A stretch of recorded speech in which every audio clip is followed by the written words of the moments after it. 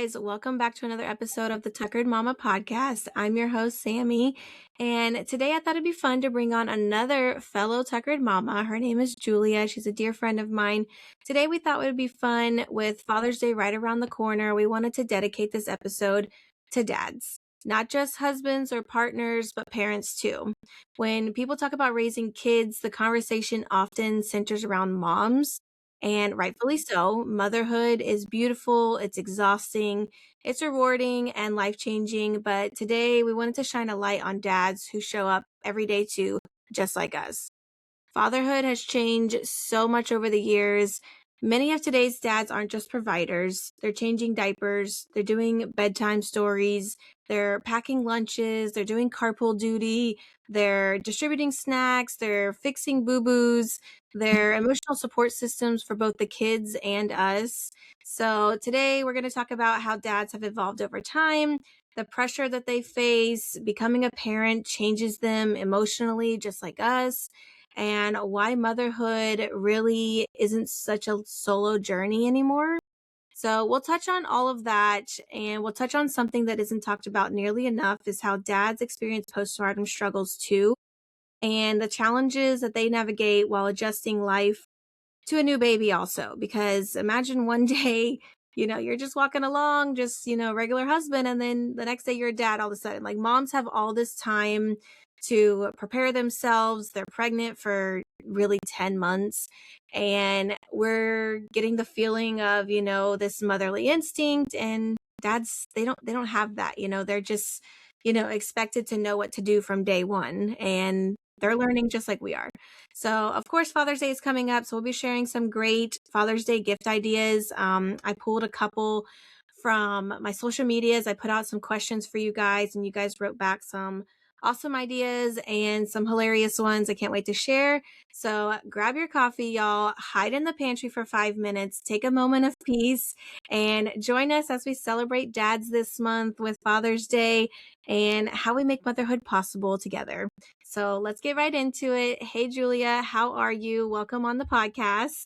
Hey, I'm good. Thank you so much for having me. I felt so honored when you asked me to be on here, not just to talk, but to kind of like highlight my husband as well. I feel so blessed to have him in my life as the father of my children. And so getting to kind of talk about him today is a really special thing. So thank you for this opportunity. Yeah, I'm so excited. I thought that you would be so perfect for this. I mean, all of our friends have great husbands, but just finding the right person who, one, isn't shy and wanted to come on here, and then two, wanted to boost up their husband and talk about how lucky we are. And it's really fortunate that we have these wonderful men in our lives. Yes, I agree. All right, so I prepared a couple questions for you. So let's talk about from day one, how have dads changed over time? What did fatherhood look like to you growing up compared to what your husband is doing for your children now? Yeah, I mean, it's definitely changed a lot, even in the last decade, I feel like. But growing up, I mean, it was always like the dads were the provider first and the caregiver second, right? Like they went to work and then they came home and they may do a little bit around the house, but typically it was the moms filling that role. Where as now, I mean, even if dads are working outside of the home, usually they're helping pack the lunches or preparing breakfast before they leave. Like it's not just like about them leaving for work. They realize that it's more of like a family unit. And I think that dads are just more hands on now today, right? Like you were saying, they're doing bedtime, they're doing bath time, they're doing the feedings and all of that. So I'm thankful that things have changed because if I don't know. I mean, growing up, I was lucky enough to have a dad and a stepdad that were both really amazing and good role models. But my stepdad, he was definitely more of he took on he was a mechanic. He was always fixing things around the house, right? But it always kind of was more of my mom's job to do the parenting, whereas he did a lot around the house and we wouldn't have been able to make it without him. But he definitely, I don't know, some people see it as like the blue jobs. Like he did like what was considered like the men's job back then. Whereas my mom was typically the one inside cooking and cleaning and doing all of that. So I'm very thankful that my husband helps me with the cooking and cleaning and doesn't just stick to mowing the grass. Yeah. Yeah. I totally agree. Yeah, my husband is helping us as much as he can, all the way, from diaper changing to doing bedtime to, how can I help? What errands can I run for you? So I think that's a huge part. I mean, like you said, dads would just wake up, go to work, come home, expect dinner on the table, and expect you to put the kids to bed so they can sit down in their chair and watch TV. Now, my husband Hmm. does that too, but he definitely helps a lot before he like realizes, okay, now I can chill. Now we're ready to hang out. Yeah, So, for sure. and I think the whole like dads as a babysitter myth is like gone. I hate when Oh people my say gosh. that, like, oh yeah, dad's gonna babysit. It's like, no, no, he's being Yeah. a dad. Like, I That drives me crazy. I actually still know people that unfortunately act that way, and it drives me crazy because it's like, yeah, you're not a babysitter. You're just taking care of your child. I think that the language used around that really matters and like shapes the experience for the mom and the dad, because if you're the mom and you're constantly being like, "Hey, can you watch the kids while I go take, I don't know, go do whatever you need to do. You need to be careful about not putting it like he's just doing a quick little shift of like watching them versus like just taking care of them as a dad should. Um, because yeah, if you ever catch a dad saying I'm going to babysit my kids, then that's not good. yeah, I don't think Yeah. so either. And I've never said it like that. Steve has never thought about it like that. Like, Hmm. and the babysitters nowadays are really not even babysitting hardly. They're just keeping your children alive. Like, I had someone who came over to help us and she would not change a diaper. I'm like, wait, what are you doing? Why are you here? Like, Oh my so gosh. weird. Yeah. Yeah.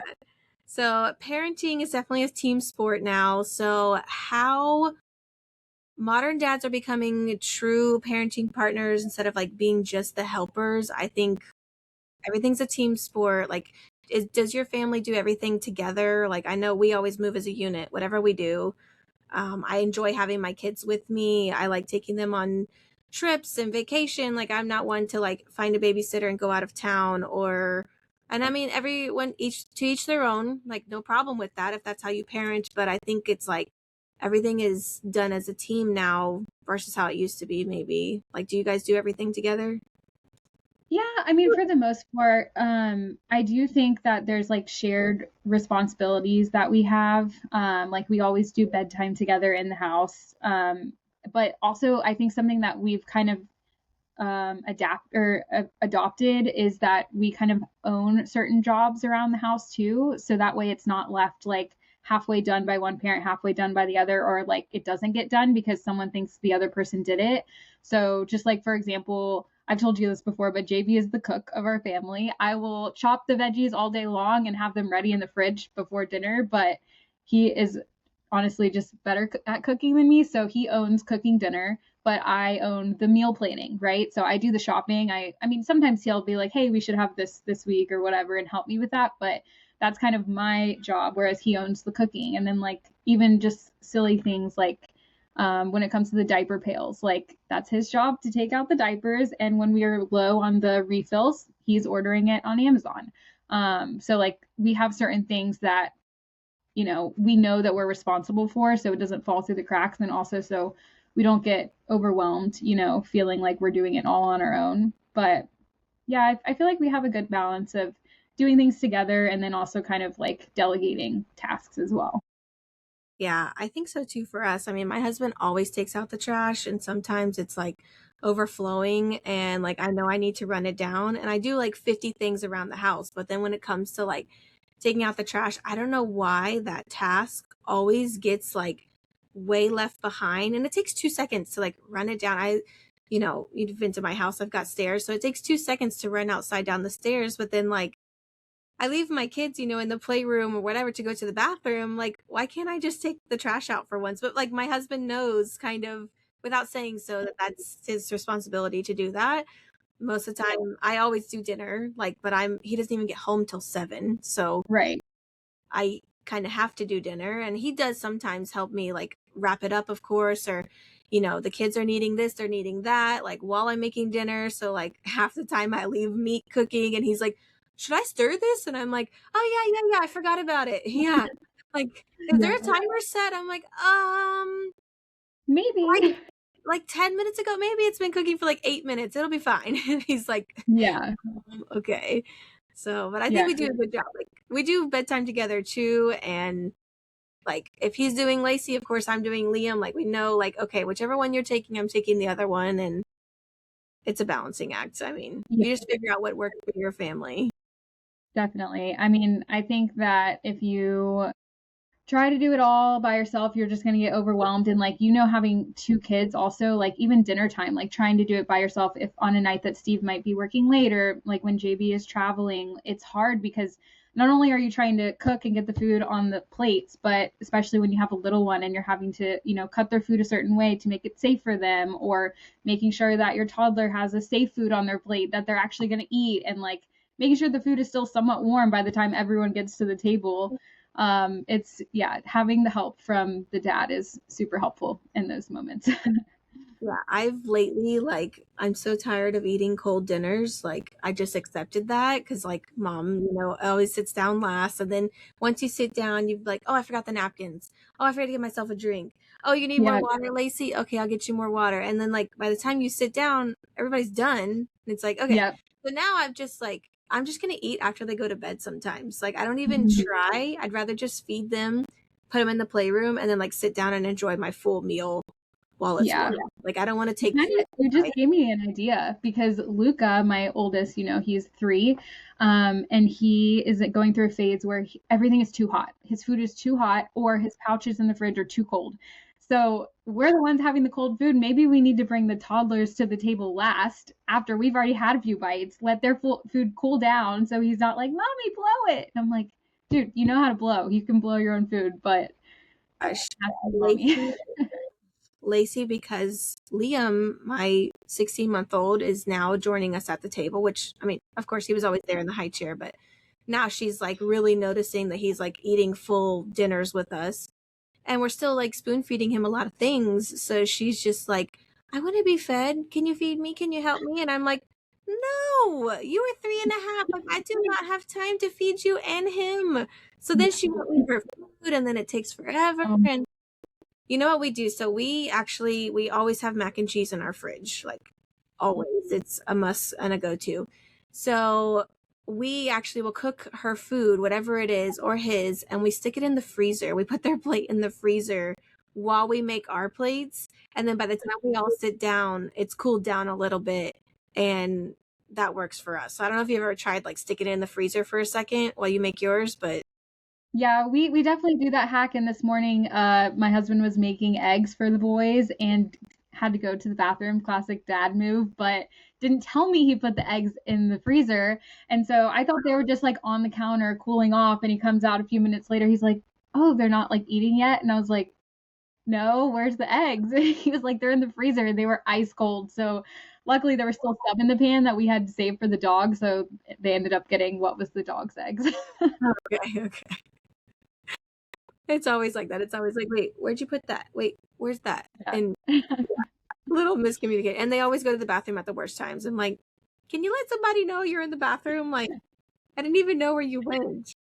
Yeah. I do that to Steve sometimes. Sometimes I'll go downstairs to like my studio down here, and I'll check on like a couple emails or something. And then it's been like 15 minutes, and I'm like, oh, crap. Like, I didn't tell him I was coming down here. Whoops. He's like, where are you? All right. So what dads bring to parenting, let's talk about some unique strengths that dads have, like raising children. Like, I know Steve is, I don't know, it's so silly to say like the fun parent, because he's like wrestling with them and silly with them and gets to do all these things. And then of course, here I am, helicopter mom, like, wait, be careful. Wait, watch out. Like, hang on, don't do that. It's like, oh, mom, So what's something that JB does that, is a strength? Yeah, I mean, very similar. He's the fun guy. He's the one cracking jokes and making light of everything. But I think a strength is like that he is so easygoing and just joyful. He's able to bring out the goofy side in the boys, like in the middle of a tantrum. He can somehow turn into a robot and make them start laughing. And it's just like when I am probably like, because I'm with them all day, you know, probably like filling up with being like overstimulated. Thankfully, you know, he is able to come in and kind of make the situation lighter. So that's like him specifically, but I feel like dads in general, or in any relationship, each parent is going to have a different approach to things, right? So that's something that we have learned recently and throughout the last 3 years of being parents, is that like we may have different approaches of like how we're going to solve a problem or how we're going to, you know, discipline or whatever. But I think that sometimes that's a good thing because you can kind of complement each other. Like there's not necessarily a right, well, there is sometimes wrong things. There's definitely wrong things in parenting. Don't get me wrong, but you know, being able to be open to their strengths and see, you know, the way that they want to handle a situation. It may not be how you were going to do it, but it doesn't mean that it's wrong. So I think like trying to look for those strengths in those moments and kind of see like their character traits coming out in their parenting. It's always going to be different in any relationship, like I said, but I think that that's a blessing in marriage, is being able to bring in two different perspectives, and the kids kind of become a little bit of both of you through that. Yeah, 100%. I agree. I catch myself like a lot of times before I interject, like to what Steve's going to say to Lacey or what he's going to do to Liam or whatever, like the situation is, you know, positive or negative, you know, they're doing something they shouldn't, or, you know, they're trying to solve a problem. I'm like, I pause, and like I've been really trying to train my brain to think like that ever since Lacey was little, to like pause and observe before you react, because they might figure it out on their own, and that's a chance for them to learn on their own. So same thing with your husband, you know, like I let him like, you know, assess the situation and whatever he's going to do, and that's his style of parenting. And yeah, like you said, I think that's a strength that they both have. I mean, Steve brings the humor and the silly jokes, and like to get Lacey to go to bed with him, okay, let's race upstairs. You ready, set, go. And then she starts freaking out, and then they run upstairs, and I'm like, good, she stopped asking for me all of a sudden. And it's like he's taking her to bed because they're playing a game, and they always do these like super jumps is what Steve calls them, and he throws her really high in the air, like in our staircase, like where it's like not just a whatever 8-foot ceiling, it's like, you know, all the double ceiling, whatever, because it's a big open area. So he'll like throw her super high right there, and I'm like, okay, yeah, y'all go to bed now, enough. Like like I love when Daddy does bedtime. Yeah, exactly. So I'm like, why does she even ask for me sometimes? And it's great for me to have like a break, because we still lay down with both of our kids. So I think they bring a lot of different strengths for us, and they help us like derail the situations too. Like you said, when our cup is filled with like all day we've been dealing with them, and they come home and it's like, okay, we have a little breather, we have a little like buffer for a second, and they kind of come in and, I don't know, not save the day because we've already been saving it all day, but Yeah. come in and help. So the emotional side of fatherhood, how has becoming a dad changed JB, like specifically and emotionally? How has becoming a dad like changed him, and how like overall do you think like men as a society, like I think that dads coming into the picture now, like the statistics on this, you know, I forgot, I was researching so much before we did this episode, and I remember like, you know, 20, 30 years ago, dads were barely talking to their kids, you know, but maybe 2 hours out of the day, and barely seeing them once or twice throughout the day. And now dads are like making a point to come be with them and have that one-on-one connection, and they're just really trying to be involved. So what do you think, JB? Has he emotionally changed like since before kids? Yeah, I mean, my sweet husband, he wears his emotions on his sleeve. So he's been emotional since day one. Love him for that. Yeah. But it's definitely brought out more. He's, you know, become more vulnerable. And I think being able to model those healthy emotions to the boys has been a really good thing for him. It's changed his priorities. You know, he's always it was before the kids, our relationship was first, but now it's our family, right? So the priorities have definitely changed. But I mean, I think like for a new dad going into it, like they just have to be open to the change because it's inevitable that it's going to happen. But yeah, I mean, I think that my husband specifically, like he's just become a better person from being a dad. Um, we were talking about this the other day, but like when someone asks you, like, is is it worth it being a parent? It's hard to no, it's easy to explain all the hard things. You can talk about the sleep deprivation, you can talk about just how tired you are. You can talk about like how busy you are, not how it's nonstop, but we're constantly saying this is nonstop. Like you're constantly picking stuff up, whatever. It's easy to talk about the hard stuff. It's hard to explain the good stuff because being able to explain, what it feels like when your child lights up laughing for the first time when they're a baby or when they come to you because I don't know, even when they like come to you crying because they have a boo-boo and they're like, Dada, Mama, whatever, like I need help. Like it's hard to put into words how much you love them and how like just how much better it makes your life. So I feel like like if you're before kids, like your emotions were like this, like after they're just like amplified, right? Like you thought you knew love before you had kids, and then like now it's just like something that you can't even explain. It definitely brings out the emotional side in our family. So I don't know. What do you think about your family? Yeah, no, I agree. And that's the perfect way to explain it. Like, I had this conversation on a previous episode that I wanted to start this podcast, but also like to talk about motherhood, but not just all the negative stuff, like all the hard stuff, like you said. Like, I want to highlight the fun stuff too, because motherhood is really fun and growing your family and bonding with these little tiny people. And like you said, they come to you. Like, there's a meme or reel, whatever, going around that was like, everyone tells you about the newborn cuddles, but have you experienced the toddler sit yet? Like where the toddlers Yeah. come up and just sit in your lap.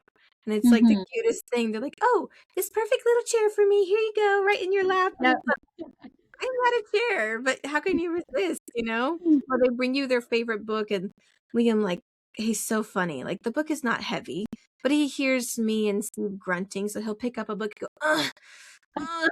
And then like that book is not heavy. He's like carrying it, walking like it's so hard for him. I'm like, bro, they watch everything you're doing, they see everything. So I think like JB showing his emotions and Steve is, you know, not so emotional around the kids. Like I think that's still a little bit hard for him, but the fact that like he goes back and he corrects any big emotions he has, like, Mm-hmm. outbursts or anything, he'll go back and apologize for things, or he will, if he overreacted, me too, I overreact a lot, and go back and like, hey, Lacey, earlier when you were doing that, like, it kind of scared me because that was not safe, and I just want to tell you why, like, and he'll like go back and realize like, oh, I probably should have handled that a little bit better. So I think that emotionally for him has been a big learning curve, and also like not constantly telling her no and explaining things like to her level, like over explaining things until she realizes like and clicks in her head, because you could say something, you know I don't know, don't throw that in the trash, and it's like, well, why? Well, that's dirty. Well, why is it dirty? Like the constant why Why? have to get to the bottom of that to explain it to little kids, because otherwise they're just going to keep doing it until they realize like something that clicks in their head. So I think that whole learning curve for us, and just, yeah, I mean, Steve already was worrying about me as a wife, before kids, but now that we have kids, like we share each other's locations on our phone, like he's constantly checking in. Like I always text him like, hey, we're going to Walmart. Hey, we just got home from Walmart. Like all these little checkpoints throughout the day just to, I don't know, keep in touch with each other helps. Yeah. I mean, it seems like a common thing that it makes the parents more self-aware of their emotions and their reactions, but also like maybe not the best part is that the anxiety can creep up because like you said, like you're going to Walmart and like he's at work, so you know he might be worrying like, did they get home from Walmart okay, you know, or from wherever. Like those constant check-ins I feel like are important, at least for people who have anxiety like I do. Like I, even when JB's, you know, taking the kids out or running to Publix or whatever, like I have his location too, not because I'm crazy, but because the world's a crazy place. And now that you have kids, you have so much more to worry about. And like, yeah, it's a lot. But Yeah. I mean, we yeah. just went to Tampa and like Steve, so when you delete your messages on your phone, well, we use the green little Find My iPhone, whatever, to share our location. And if you delete the messages, because sometimes my phone gets full, like it is now, and I'll delete like all my messages to like free up space, well, it stops sharing your location. So we would just went to Tampa and Steve was like, "Hey, share your location again." And I was like, "Oh, I didn't even know that we weren't sharing." And it Yeah. reminded me like, "Oh, we need to do that because my whole tracking to Tampa, that's 7, 8 hours away." He wanted to know exactly where we were, when we were stopping, like unknown places, like thinking about us, just as me with him. Like, yeah, we're not crazy. I don't need to know, that he got McDonald's today without me. Rude, first of all.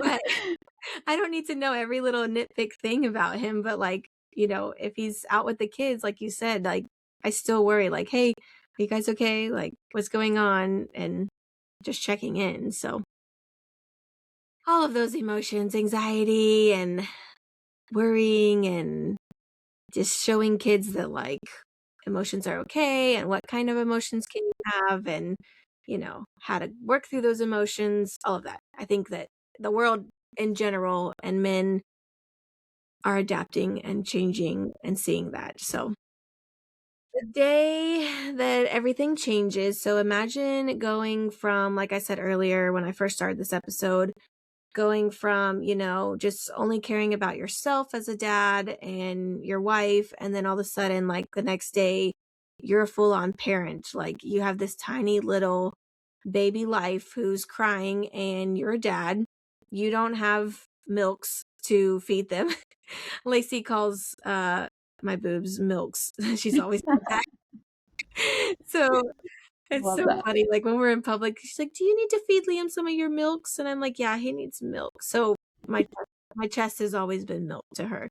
So Aw. dads don't have that, to comfort babies, and they're trying to figure out like, what can I do to help? Like you're still recovering your body from just giving birth and all the things. So like, how did JB like deal with the newborn stage, and how helpful was he to you? And did he seem like he knew how to change a diaper already? Like some dads have never even changed a diaper to their own kid.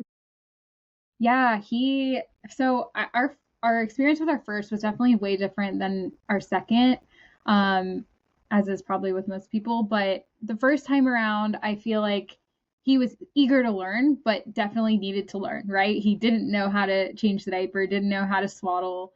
I didn't know how to swaddle at that point. I knew how to change a diaper though. But yeah, it doesn't come as naturally for men, and like that's for a reason. That's our design. But he was very quick to learn and excited to learn. But I think the day that everything really changed was not when we went from 0 to 1. I think it was when we went from 1 to 2, because when you go from 0 to 1, there's still off time for both parents, right? Like dad's holding the newborn, you can go take a nap, you can go take a shower. When mom has the baby, she's nursing him or feeding him a bottle, whatever, he can go watch a show or whatever. Like there's off time where you're not always on. Whereas when you go from 1 to 2, now mom's taking care of the newborn and dad is full on with the toddler. So instead of it being 50-50 or 60-40 or however it was before, it's 100-100. You're both on all the time until those kids go to bed. So I think, and I've heard this from many of my couple friends, that going from 1 to 2 was a lot of a bigger change. I mean, some people will argue that 0 to 1 is bigger because you're used to living your life all on your own and you have to completely change that aspect of it, like being responsible for another human. But for us, it was definitely 1 to 2 that was trickier, because yeah, like now we're both, it's what is it, man coverage in football? Like we're both on somebody, and there's not a lot of off time especially when you don't have, you know, babysitters. I know we've talked about this before, like when you don't have a lot of time to get that time off, you're both just fully taking care of either both kids or one. But he was very helpful in both of those situations, thankfully. Um, but yeah, I mean, it's a crazy, it's a big shock to the system when you have your first baby as a new dad, like especially because there's so much that they don't know and they want to help, and like they, they see their wife in probably pain no matter how they delivered their baby. And there's nothing they can really do, right? And they don't have the milks, like you said. Like they sometimes I feel like kind of feel helpless because they like want to help but they don't know what to do, or I don't know, it's like the mom will be able to sue the baby from nursing them or whatever, and they're just like, okay, well, let me know what I could do. But I think with time, all dads figure it out. So Yeah, I think so too. And that just cracked me up when you said that football comment. I was like, wait, it's not fall yet. I don't want to think about football terms. Yes, I think dads can they're at least for us, we're very fortunate and very lucky with our husbands. They were adaptable and go with the flow and kind of like taking our lead and like helping wherever they can. But yeah, I remember sitting in the hospital and like just blankly staring out at this TV that was not even on and just tears rolling down my face like I was in so much pain. And Steve's like, I like, because he didn't know what to do. And he's just like staring at me like, are you gonna be okay? And yeah, we're so fortunate to have these husbands that, took on this challenge, I guess, like to raise kids, and not everybody gets to be so fortunate to have them and to find someone that is going to be that equal parent with you. And I agree, going from one to two was definitely way harder. It seemed easier the second time around as far as like the newborn care and the baby stuff, but like managing the attention for both babies and husband, because really you're like splitting your, self three ways to give yeah, everybody equal attention. And, you know, I don't know what's easier, like having the newborn 24/7 and, the dad helping with the toddler, or you have the toddler and, letting him do the newborn stuff, like a bottle feeding or whatever, just so you can have that time with your toddler. It's hard to balance, but I think that, yeah, like you said, everybody figures it out and they figure out what works for their family, and they're not going to be this little forever. I keep telling Steve that. I'm like, it's not going to be like this forever. It's really hard right now. Like, we're in the trenches that everybody talks about. Like, I think 5 and under, until they really, get into school age, it's like crazy time all the time.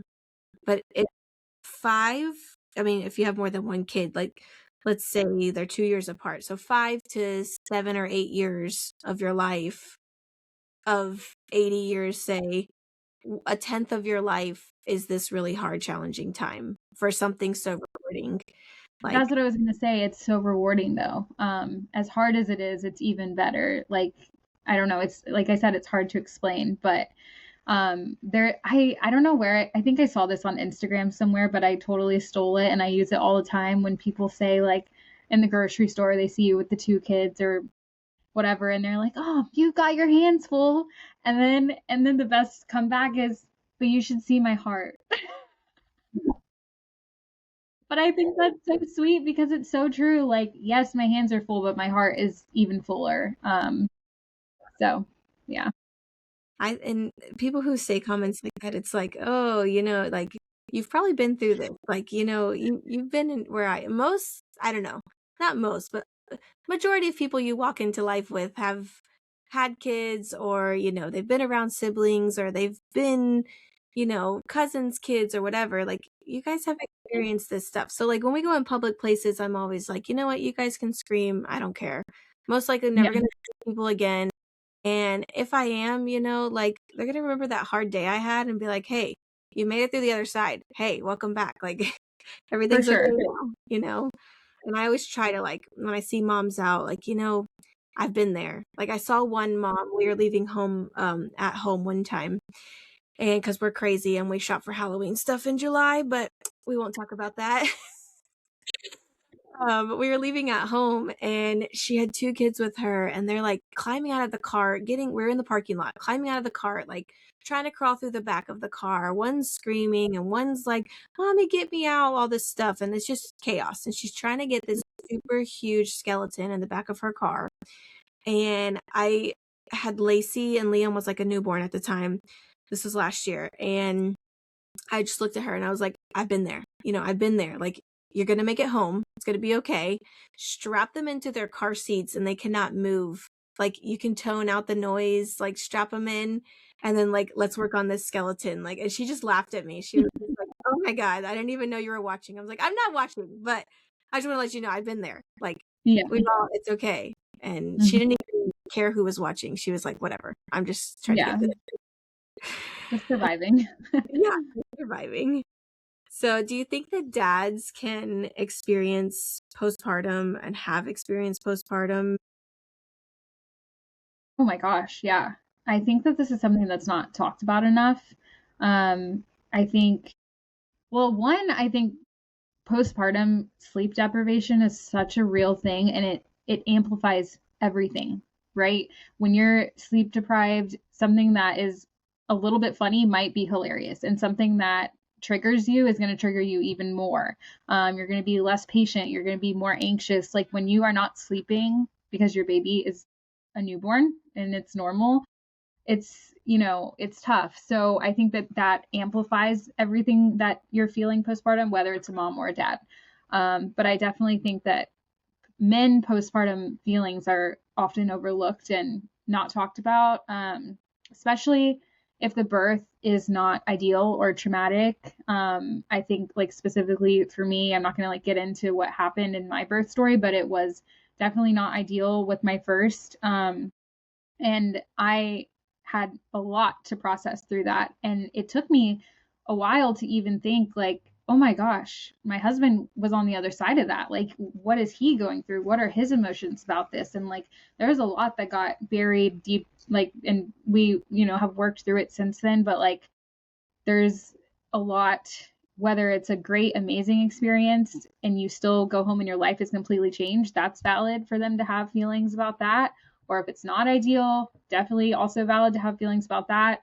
But I think when you think of postpartum health, first of all, it's overlooked in general for moms and dads, but it always is geared towards the moms, which I'm glad that at least that's finally getting some like traction in the world. But I do think that dads are often overlooked in that aspect. Yeah, I think so too. I mean, hello, that's the whole point of this podcast. Like, I've been obsessing with like doulas and postpartum care and like everything post birth and maternal mental health, all the things. But like, this whole episode's about dads today. So like, I think that they go through a lot of stuff too. And like you said, it's not talked about enough from them. And like, nobody's checking in on the dad. Like, everyone's checking in on the mom. And you go to that one stupid 6-week appointment checkup, to like check and make sure everything's looking good down there, which it's not, but it's not going back to how it was before.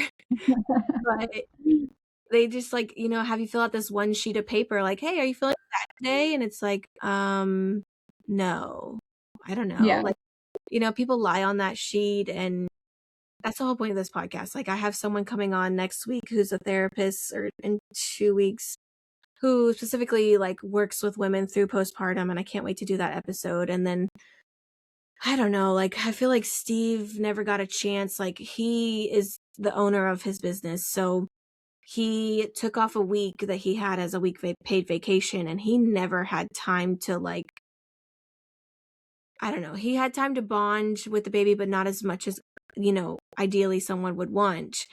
And for him to like go back to work so quickly and leave me, I think that was probably really hard on him. I remember sitting at the top of my stairs and like my mom was here with my firstborn and she had Lacey, and I just remember crying to him, like, please don't go to work. Like, I was terrified as a new mom. And then my mom was leaving soon after that. And like, once I was really by myself, it was like, whoa, this is Yeah. really weird. And I just can't even imagine him thinking like, oh my God, I have to go to work. I have to leave my wife who's so emotional right now and like not regulated and recovering her own body. And I have to go to work and leave her with this newborn to like figure it out pretty much. And I'm going back to my quote unquote normal daily schedule. Like, I couldn't imagine how he was feeling. I've actually never even asked him. Now this episode is like prompting me to like, hey, are Yeah. you okay? It's been 3.5 years, but are you okay? No, but that's such a good point though. Like, I mean, so many times people are like, make sure you check in on the moms after they have the kids, blah blah blah. But like, I've never seen people say check in on the dads. And honestly, like it's kind of sad now that I'm thinking about it, because if the dads are being asked how they're doing, like it probably gets deflected back to like how they're taking care of the mom or the baby. Like, so it's never really about them, which is sad. Yeah. And Well, and it makes me think too, like we were at playgroup yesterday and this dad was there with his daughter and the mom who was pregnant, who she recently had her baby 5 days ago as of Friday. So last weekend she had her baby and the first thing I said to him was, "Oh my God, how is she? You know, how's the baby?" And like, are you guys okay? Like I should have said, now that I'm like thinking back, I'm like, why didn't I? It's just your natural like first yeah, response how are because you? yeah, because it's not like talked about enough and it's not a normal thing to say to dads. So I was like curious how birth went, and all of her babies were preterm and like at 35 and 36 weeks. So I was like, is she okay? What happened? And he's telling me all about it and her, but like, are you okay now that you're taking care of, she's Yeah, third. So he was taking care of both of the other kids. And yeah, I'm like, dang, I should have checked in on him too. Now I know next week at playgroup to yeah, check in on him too. yeah.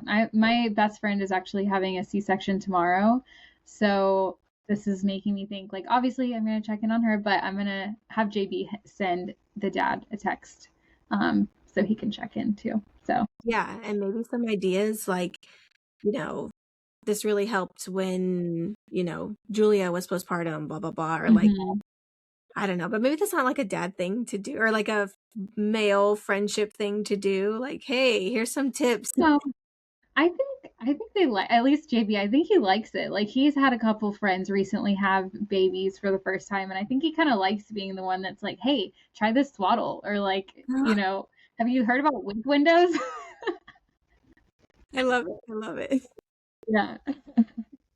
So we talked a little bit about like when Steve goes back to work, the invisible pressure that dads feel like financially and also like emotionally, of course, but like financially, I feel like us being so fortunate to be home with our babies and be stay-at-home moms, like we need to check in on the dads too. Like imagine all of this pressure that they're holding financially and like all of the budgeting and all of the, like here's your weekly expense, this is what you can spend on groceries this week and this is what we need to put towards this. I know our deck is like rotted in the middle, so it's caving in right now, and with all this rain we've had recently, like it's just getting worse. So our, his quarterly, extra income that he had, instead of like any other home improvements, we're now having to put money towards the deck. And it's like, dang, we really needed to like cut back our ivy that's growing in all over our yard and bringing all these mosquitoes. Minor, things and first world problems, but Yeah. like the deck is not where we wanted to spend our money, but that's not what we have to do. So he's having to like rearrange all the finances, and he's the one planning for the kids' futures. He's already so far ahead and got us like the kids' college funds set up and like their savings accounts growing. And since like Lacey was first born, he's already thinking way ahead like this. And I'm like, wait, how much money do I have next week to buy a new hydro drug? Like, that's what I want. So I'm not really like thinking like that. And Yeah. I don't know, he's older than I am too. So I feel like he's a little bit wiser financially than I am and has had more experience with stuff like that. So what is it like for you and JB? Like, do you help him with the finances? Like, do you help budget, or is that like strictly his role? Thank God it's his role. I feel so blessed that he takes care of that. I know that there's so much pressure that comes with it because like he has a job where like it's performance based, so he wants to work hard and let his team work hard to make as much money as he can possibly to provide for our family, right? But I know that that is stressful. I don't personally like I can sympathize, I can't empathize, right? Like I can understand how that would probably feel, but I've never been in that situation. So like I feel like it's probably something that he doesn't talk about as much. That then he may be feeling it. Like he probably doesn't talk about it as much as he feels it, is what I'm trying to say. But I think he does a pretty good job handling it. Like finding that balance between like he also works from home and I stay home with the boys. So finding that balance between work and home and like sometimes the lines could be blurred a little bit, getting an email at dinner or making the coffee in the morning. Like it's like, are you working or are you like on your phone? Like what's happening right now? Like, but obviously that's his job and he has to do it. But I just think that we, as fortunate stay-at-home moms, like we have to recognize that, and just remember that. Like when we're, this is so random, but I was switching out baby Nico's clothes to the next size, which is always so emotional, by the way. Like when you're putting the like small clothes away, and especially if you're, I have two boys, so putting Luca's old clothes like back in and like, oh, I remember this. But anyways, I was already in my feels and I was like, I always am the one, you know, switching out the clothes. But then I immediately was like, but I'm not the one like doing the taxes. I'm not the one doing paying the bills. I'm not the one working like at a corporate job. So I just am thankful that our husbands are willing to work to provide for us, so that we can sit at home and switch out our baby's clothes and, you know, like have those moments with them. And it's a lot of sacrifice, you know, but I think that at least for JB, like he has pride in working hard. So it definitely is like a character trait of his, that I really respect and admire. But yeah, yeah, I'm thankful that all of that is in his bucket. I remember when you were talking about y'all doing taxes and like since you have like businesses and stuff, like you have to really like do them. I don't know. Like obviously we do our taxes, but like I think it's a little more straightforward because we don't like own a business or whatever. But I was just thinking about that and I was like, yeah, I'm so glad that I don't have to deal with that. And I'm very blessed to say that. So Yeah, yeah. I mean, ugh, taxes give me a headache. Steve is just not a technical person, so like anything with technology, anything with a computer, like he does not even want to touch a keyboard. Like, so I do all of the taxes through TurboTax, which is Hmm. very like straightforward and helps you the whole way. Yeah. Um, but like being a small business owner, it's so much work and like we have to literally do them together. So that's literally the only thing financially that I help him with. And even the whole time I'm asking him questions the whole time, like, hey, do you have this like what's a Roth IRA? What is that? Like, you Yeah. know, like it's just so funny, like doing all of that together. And then like you said, I really admire Steve's work ethic too. Like he takes pride in being the face of his business. Shout out to Six Samuels in Atlanta. But he, you know, he's the man that everybody knows. You walk in and he's going to know your name. He's even going to know the clothes that you dropped off. Like when I was bartending, I would remember your drink and your complete food order and all of your, you know, specialty requests, but I don't know your name. Like you're just another person sitting at a bar stool. You're seat number 12, you know, whatever. Yeah. Steve's complete opposite. He'll talk to you for a minute. He'll ask you, you know, how's the wife and the kids? How's little, you know, Susie, whatever. How he knows your kids' names. Like he takes so much pride in being the face of Six Samuels, and his partner is great. Broy, he runs the whole back, and he's like the mechanical person, and he makes sure everything runs smoothly. And if anything ever breaks, but Steve is on the counter every day working his butt off, and he'll go in. He gets up every day at 5. Like, it's Sunday night right now, and he's got to get up at like 5 in the morning from the weekend to be there to open. They don't open till 8, but he gets up at 5. He probably leaves like 5:45 and gets there around like 6:15, almost Oh, daily. And there's like 1 or 2 mornings that he'll go in late, which even late for him is like 11:30 or 12. And then he closes at 6, and then he sits in traffic. You said JB works from home, which I did not know. So that's like a whole nother balancing act. Like you said, like you get an email during dinner and it's like, wait, do you really have to take that right now? Like, it's family time, but also like, I understand this is your job. So balancing that, like Steve, sometimes he might have to stay later because they have so many shirts to press, and he's a dry cleaner. So they have so many shirts to press, and I'm like, no, you said you would be home at this time. Like, this is great. And then I'm thinking, like, why am I complaining about this? Like, I don't even question when he says things like that. I'm like, you know what? You got to do your thing. Like, I get it. And they're super short staffed right now, and summertime is always really busy, and like January and February is slow for them, but now it's like the peak season for them. And I'm like so understanding. Like, thank you for letting me be home to wipe poop off these children's butts all day. Like, no, it's yeah. not a glamorous, job right then, but this is what I signed up for. This is what I've wanted my whole life. So here I am doing it. And I'm so glad that I get to. I never even thought that I would be a stay-at-home mom. I thought that I would always be a working parent. And now I'm like, what in the world? I would not want to miss out on any of these milestones. And luckily we have that opportunity to do this. And again, back to dads, they might miss out on milestones because they're working so hard. So another emotional factor to take into consideration. Like, it's all, yeah. Yeah.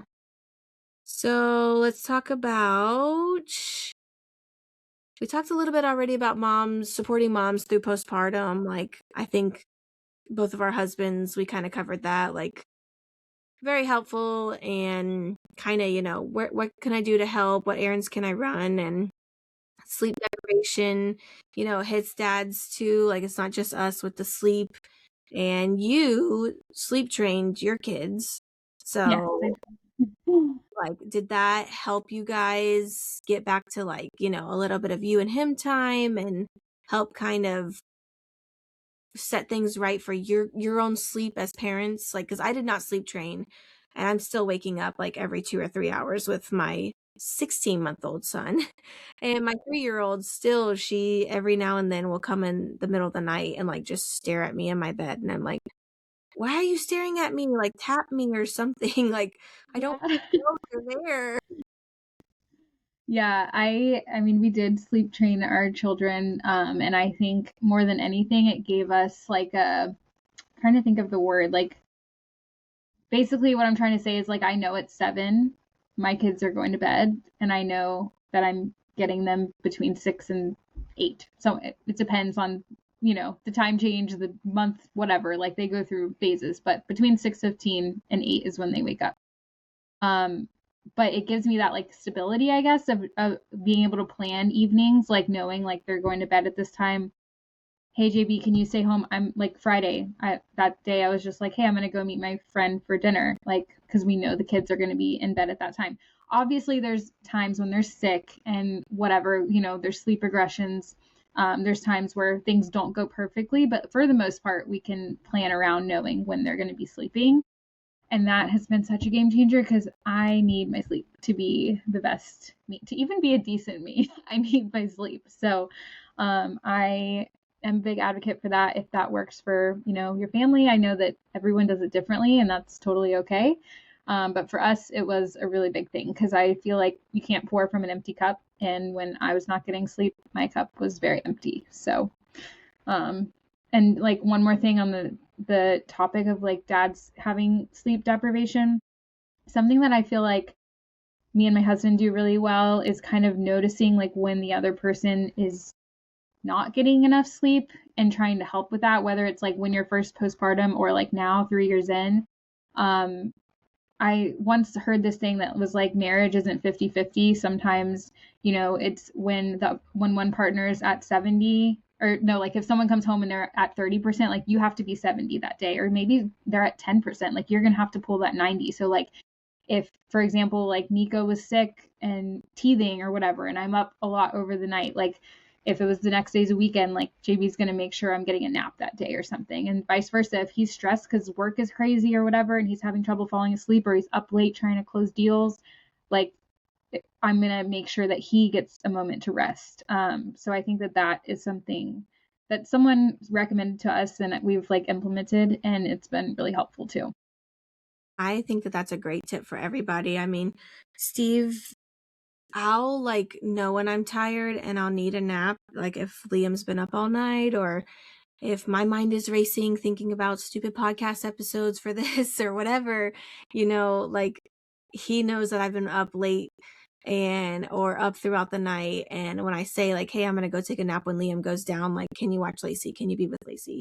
And he's never complained about that. He's always been like, oh yeah, okay. And he'll make silly jokes sometimes like, yep, just no time for me, I guess, I mean, well, and I'm like, dude, like it's fine. Or when we go to bed, I go to bed early sometimes before him, and he's like, oh, I guess we're not hanging out tonight. And it's like, he's joking, but I'm like, I feel bad sometimes, and he gets it. And I often find myself taking the kids into the playroom when he's like, had his moment, and he's like, I can tell that he's overwhelmed or he's annoyed or he's had a long day or a long week, whatever.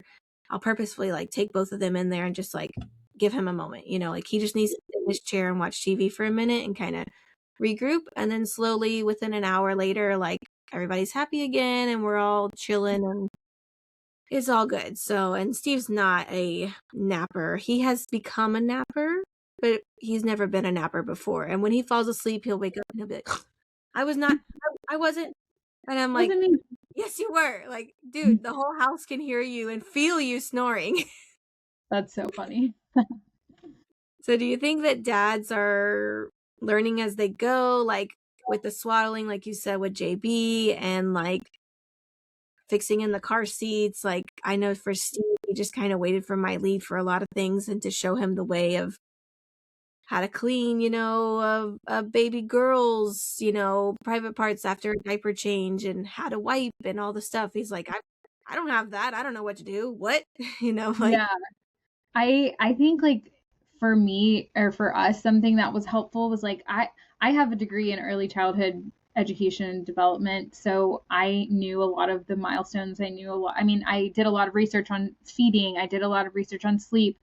These were things that like I was naturally like interested to learn in. So during my pregnancy, I was like already learning these things, but then there were other things that I had no idea about and honestly had no interest in learning right now because I was already overwhelmed. So like the car seat, I was like, here's the manual, like figure it out. And now I can do it because I've had to do it a few times, but honestly, I probably never did it till like a couple months ago because he always did it.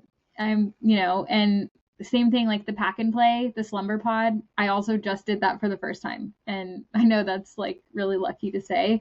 But like basically the things that I didn't know, I just gave to him because I was like, I'm already learning learning all these things and teaching you the other things. And like even at the hospital, I remember the nurse was like teaching us how to swaddle, and I was like out of it from the birth. And so I was like, can you like record this or like just learn this real quick and then teach me later? Like I'll figure it out.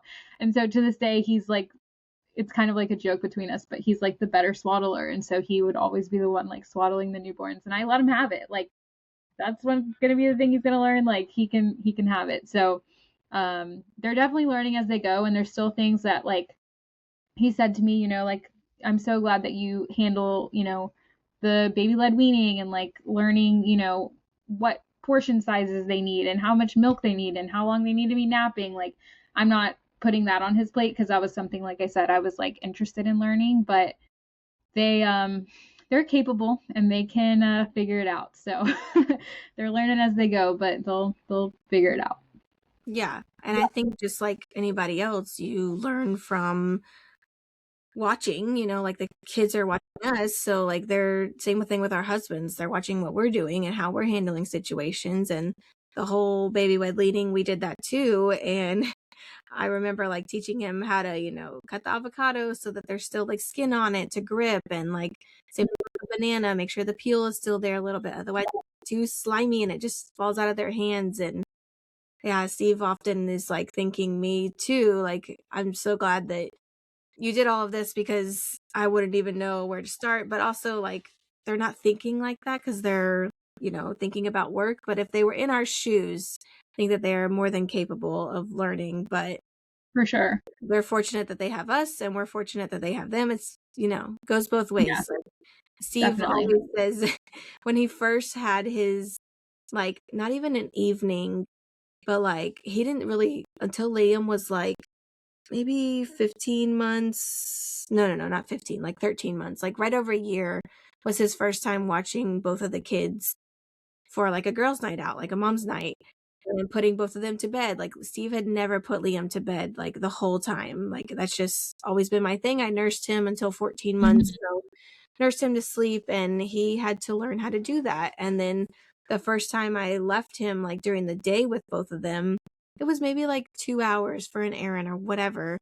And he was like, no, I could not switch jobs with you. Like, no, this is crazy. Like, you just learn, like you said, you learn your own way of how to handle situations. Like in the morning, whenever Steve's home, it's always a little bit crazy because they're so excited to see him. And whenever he's home, it's like, okay, we're a little bit out of our routine. And then it kind of gets crazy until nap time. And then after nap time, it's usually like fine. But in the morning, it's a little crazy sometimes because just Yeah. everything's a little different. So definitely learning as they go, but we're definitely breaking generalization cycles. Did I say that right? Generational. Generation. Generational cycles. Yeah, for Yes. sure. And what are some ways you think dads today are like parenting different, like besides being so involved? Like I know for us, constantly saying no, no, no, like we're explaining situations instead of like not telling them why and just being like dictators constantly.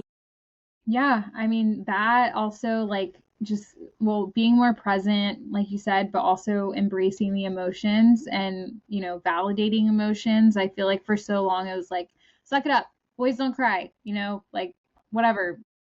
You're too big for that. You're too old to be, don't whine about that, whatever. I think now, I mean, there's definitely a balance with like the whole gentle parenting, and that's a whole thing because sometimes people think gentle parenting is permissive parenting and it's not. But that's another podcast. But yeah, but validating emotions, like recognizing, yeah, you're feeling angry right now. Like, let's talk about it. Let's come up with ways to regulate your feelings rather than just being like, go to your room or whatever.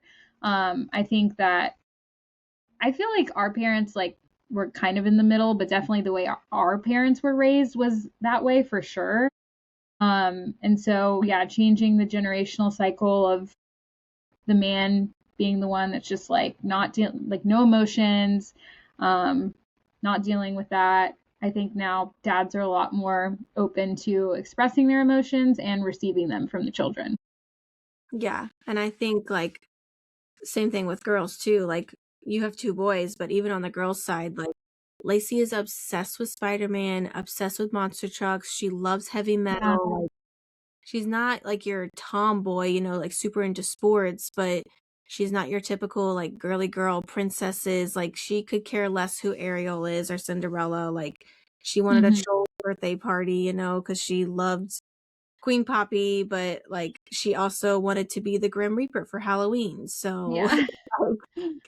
Yeah, that's such a good point. Like not feeding into those like gender stereotypes, I guess, like where people are like, boys can't have something that's pink, or she can't like a superhero. Lucas still talks about her liking Mighty Pups, and he's like, I don't know why he just doesn't like the superhero episodes of Paw Patrol, but he's always like, but Lacey likes these. I don't know why he remembers that like vividly from the park that day. oh my gosh, stuck in his head. Yeah. That is funny. Yeah, I mean, Liam has all these cups that were Lacey's, and when we go out to the park and stuff, sometimes he's wearing like black and blue, and people will still be like, "Oh, she's so cute," because he's carrying like a pink cup or a purple cup, and I'm like, whatever. Like, I don't even like engage in it. I'm like, who cares? Like, I don't have to buy cups again because these toddler baby cups are already, $8 a piece, whatever. I'm not just because he's a boy, like he's gonna grow out of it. Who cares? Such a good point. Yeah. So what are some favorite dad moments? What are some sweet things that you've watched your husband do with your kids? There's so many. I mean, besides the everyday, like the bath time stories I overhear or the bedtime stories or breakfast silly things, like the big things that stick out in my mind.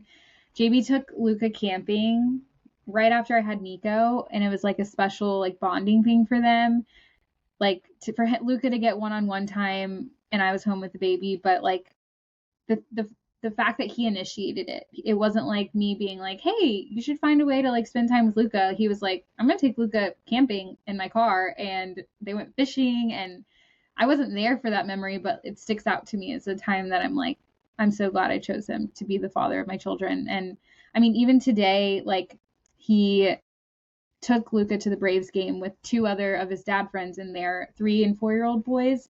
And again, it wasn't me being like, get out of the house with Luca, like I need a break. It was him like getting these tickets and being like, hey, I organized this. Like taking that initiative, I feel like makes those moments stick out. And then, I mean, like I said, just like the everyday things. Like yesterday, I was taking a nap during Nico's nap because your girl was tired. And it was probably, I guess, like 11 when I went back downstairs with Nico after he had woken up, and they were preparing for Toy Story 5 by having a Toy Story marathon apparently while I was sleeping. And so Luca like heard me coming down the stairs and he ran over and was like, "Mom, we watched all of Toy Story 1 and we had pizza on the couch." And like meanwhile I'm like thinking, okay, like at 10 o'clock you had pizza, but like I wasn't even mad. I wouldn't be mad if you had pizza regardless or watched the movie, but like the fact that they created that little memory on their own, like I think those are the things that stick out to me, like those moments where, because they're, as moms, there's a lot of times we're like, hey, why don't you take them to the park? Hey, why don't you do this? Like just trying to suggest ways for them to like interact. But the things like for me, when he has initiated those bonding moments have been really special. That is super sweet. And whenever y'all go see Toy Story 5, like, let me know because I have been trying so hard to take Lacey to a one-on-one movie date for her first movie experience, and it's just Let's do it. Let's do it. I'm Aw, serious. We need okay. to catch up on some of them because she really only likes the one uh with the toy store, the one after like the purple bear. I can't even think of the name of it. Where Oh they yeah. find Bo Peep and she's like, out in the wild, whatever, the lost toy. Anyways, so let me know about that because I definitely want to go. I was trying to take Lacey to the new Zootopia that came out and then the new Mario movie. And what we ended up doing was just making a giant movie theater scene in our playroom, me and her. And like we watched the movie when it came out on Amazon there. But I Yeah. wanted to experience that. And Steve does that too. He will like tell me, he won't even ask to be like, hey, I'm taking Lacey today. Like today they went so I could get some work done earlier to prepare for this and this week ahead, and he took her to the record stores. That is their bonding time. She loves to go to Aw. record stores. She literally on record store release day, whatever you call it, record day is a release day, and all the record stores every couple months they release all these limited editions, blah blah blah. She waited in line, I kid you not, for like an hour and 45 minutes with Steve. And after an hour I was like, Steve, I'm literally in the car, like I was in the car on Britt Road, like heading to 85 to like come pick her up because I was like, she's 3.5. This is about to turn into the worst experience for you. And he wanted these records so bad. I'm like, no, you should not have to. At first, he was like, I'll have to show you the picture. Oh my God. At first, he was like, I'm just going to go up to Fantasyland and I'm going to see how bad the line is. They open at 10. He got there at 9:15. So not only did they wait for 45 minutes for it to open, then they waited like an hour in the line before they Wow. even got in. And luckily he had taken our umbrella stroller, so she had somewhere to sit. There was lots of Blaze, the monster machines on YouTube played. But I kept telling her, like, Lacey, do you want me to come get you? It was only like 20 minutes down the road. So I'm like, Lacey, do you want me to come get you? No, I'm getting a record. I'm here. And like she Oh, was the only kid in line. The line was to the parking lot. Like that's how far back they were. And Steve said, like, all the guys in line were like, I can't believe she stayed the whole time. Oh my God. And she was so excited to come home and show me the records that they had found. Like, I that love will that. forever stick out in her brain, and like just silly moments with them. I mean, I don't even know. Like, Steve will do, like, he'll make up songs with her and they'll sing together. Like, those little moments I think are so precious and sweet. And then he takes her, like, to pick out my Mother's Day cards and stuff and has them, like, Yeah. draw Mother's Day cards, Oh, birthday cards. I think those are some sweet moments. And then, like, for Liam, he will sit there and, like, teach him about basketball because Liam just says ball to everything. And he'll teach him, like, about baseball, and he'll, like, go out of his way to take them to do things, mostly Lacey right now, but he, like, yeah. wanted to take we skipped church this morning, and I feel really bad, but we didn't go to church 'cause I was tired, and, I got a whole bunch of cleaning done, so it still was, like, a great day, but I do like starting my day on Sundays with that, but 9 in the morning is getting a little rough. So he's gonna take Liam to breakfast this morning and have his first, like, one-on-one outing with him because he's, like, is kinda nervous to take him out, and I just thought that that was, like, super sweet. Like you said, these little Yeah. times that they're initiating these ideas without us, and then just watching Steve and Lacey's relationship grow and how much more she is like him. Like, she'll make comments like him, and I'm just like, "Your dad said that, like, you learned that from your dad," like, For "Really sure. stop."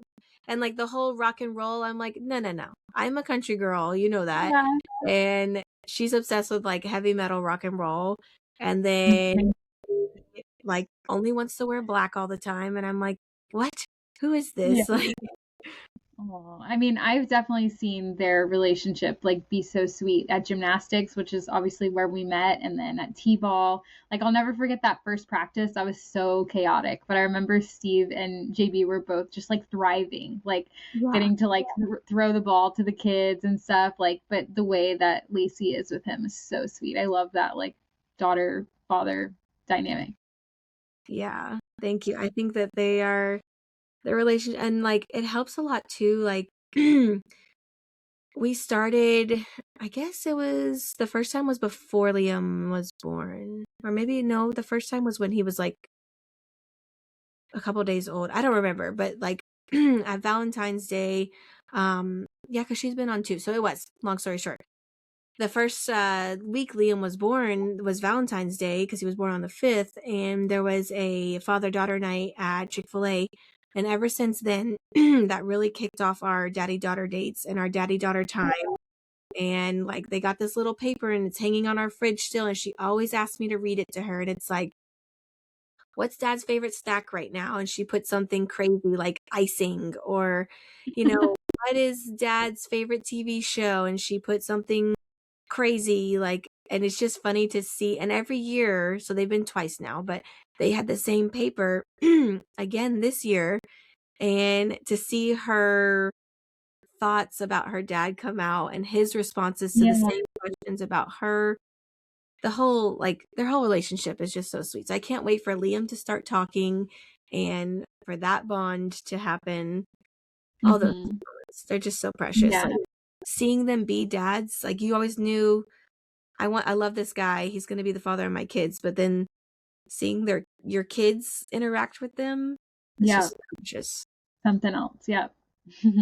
So precious. So, let's see, we've got a couple more, topics I wanna talk about. Why dads often the power of play. So, dads are always, like, the adventure seekers, confidence building, like, are you sometimes a rough parent too? Like, do you get down and, like, wrestle and play with them, or is that like once in a blue moon? For me, it's like once in a blue moon. Like if mom's on Yeah. the floor rolling and flipping you, and like I've had a lot of coffee or something, like Yeah. that's not usually me. Like, come sit in my chair, let's read a book, or let's do an activity that's Yeah. educational, because mom's boring. So No, I can only speak for being a boy mom, obviously, but like that's kind of my favorite part of being a boy mom is those moments where I get to be like, y'all have fun, do the wrestling, like get it all out. Like I'm gonna sit here and read my book or whatever. I love that. I mean, of course I'm like goofy and silly with them, but I'm not getting on the floor wrestling. That I mean, I'll attack them with kisses, but that's about it. So I love that he fills that role. And I know I don't know with girls like if it's as much of a thing, but I do know like with little boys development, like that's so important, like that roughhousing, like getting that energy out because they're just crazy. And they need that outlet, so I'm glad that the dads get to fill that because it's not gonna be me. I think it's both girls and boys, and it also depends on your kids' Yeah. temperament and their personality, because Lacey is crazy. Like she will come and tackle Luca and they will wrestle Yep. and like all of her other friends. And then you have some kids that are like super shy and don't want to do that, and but they still like to go jump on a trampoline or something like that. Like yeah, I think they need to get their energy out, and luckily Steve has very little gas left in his tank when he gets home, but he uses that gas on Yeah. them. And he always makes that comment, like, my gas tank's about empty, guys, but I got time to do one, what does he call it? Super fly or something, where he flies Lacey around the whole house, like Oh, carrying her or on his back, like on his shoulders, like flies her all around the house. And she thinks it's the coolest thing ever. And I'm like, yeah, yeah. I'm not I think do that. I think that's awesome though that he does that because I think in those moments it's like quality over quantity. Like yes, he's gone working most of the day, but that little bit of time he does get with them, like he's maximizing it. So that says a lot.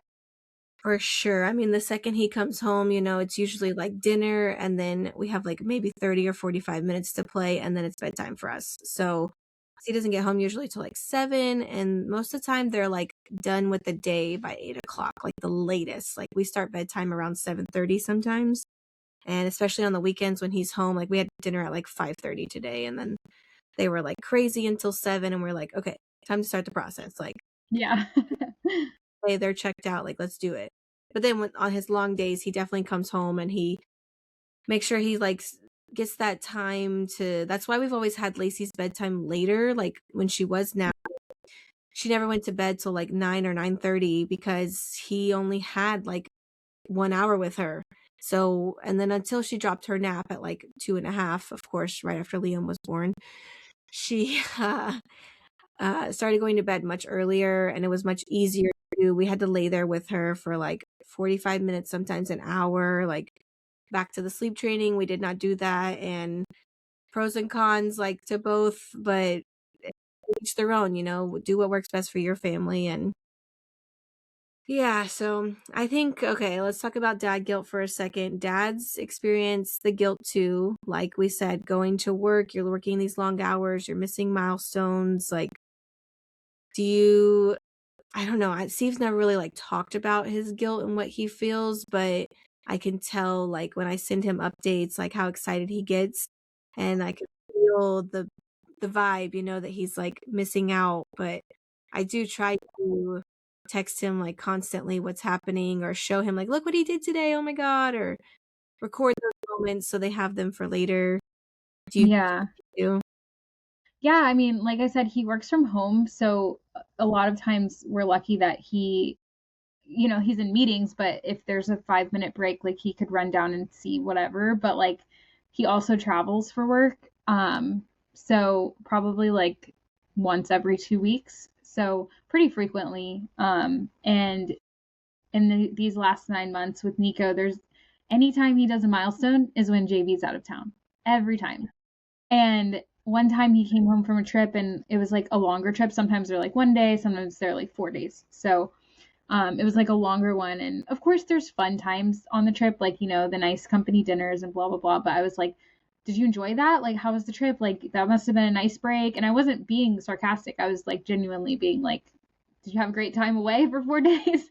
And he was like, no. Like, I mean, of course he did have good little times, like I said, but he was like, I miss the kids. I miss you. Like, I missed Nico rolling. I missed, whatever. And I was like, oh, like, I obviously, like, I kind of thought that, but I never really thought deep about it. Like, I figured he was just like, yeah, I'm in a hotel room, relaxing, sleeping in a little bit, like, but yeah, he has kind of said that he didn't straight up say like, oh, I have guilt that I'm missing it, but you could tell that he was like, dang, I actually would have rather been at home for that week. So yeah. Steve's like that a lot too. Like he I can tell in his like actions and his voice how he's feeling. You were talking about how he went out of town on that long trip. Well, we just went, like I said, to Tampa, and I said the same thing to Steve. I was like, yeah, you get a break for 5 days, like, and 4 nights, and you get to listen to all your brown noise because he doesn't like white noise. And I'm like,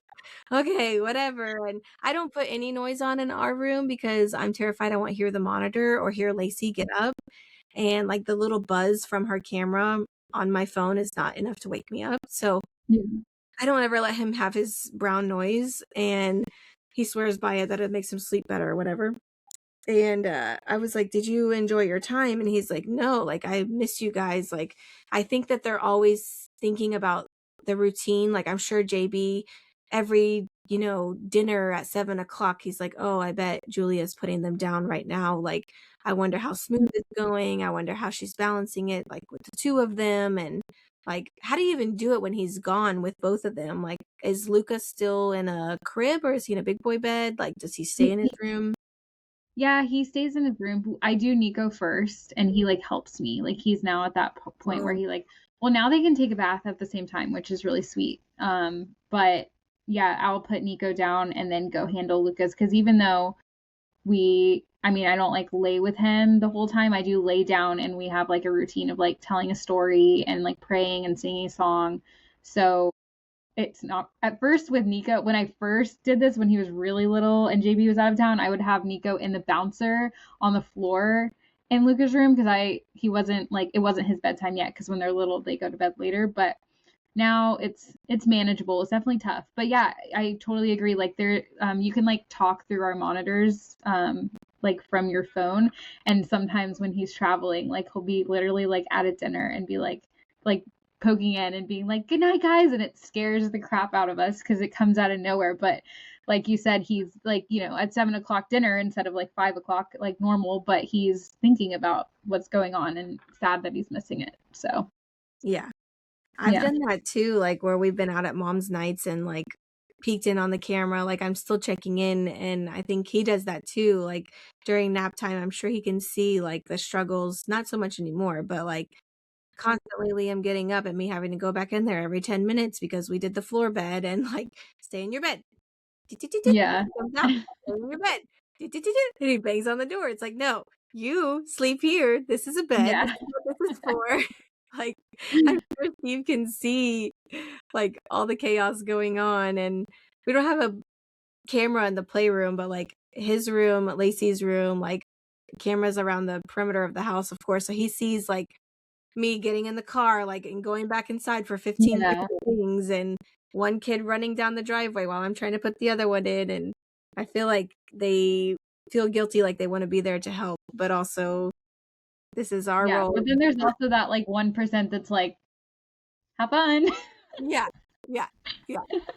I think at first, like I told Steve, I was like, you're probably the first couple days, like, because we were gone.